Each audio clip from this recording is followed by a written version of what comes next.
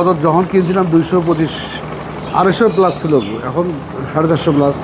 450 plus আনুমানিক কেমন দাম হইতে পারে কুরবানির আস্তে আস্তে? তো এখনো বাজার সম্বন্ধে কোনো ইয়া হয়নি, তারপরে 2 লাখের উপরে যাবে।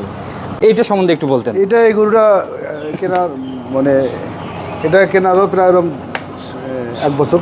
1 বছর? 1 বছর, সব 1 বছর। আপনার এইটা কয় দাঁত হয়েছে ভাই? এটা হলো 2 দাঁত।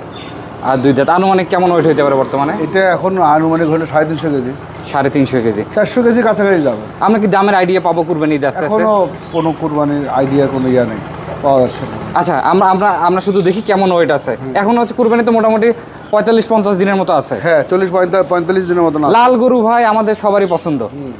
আচ্ছা, এটা সম্বন্ধে বলতেন কতদিন আগে খামারে নিয়ে আসেন? 1 বছর হয়ে গেল। 1 বছর।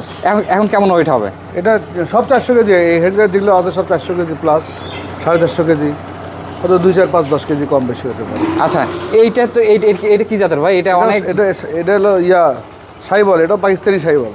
আচ্ছা, এটা হচ্ছে পাকিস্তানি শাহিওয়াল। হ্যাঁ হ্যাঁ হ্যাঁ। আর পাকিস্তানি শাহিওয়াল, এইটার ওয়েট কেমন আছে ভাই? এটার ওইটাও ওরকম 500 কাছাকাছি যাবে। এটা আপনার খামারে কতদিন? বললাম যে 1 সব বছর। গরু 1 বছর। 1 বছর। 1 বছর 2 বছরও কিছু গরু আছে।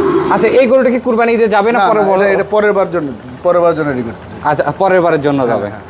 আচ্ছা, এইটা কি ভাই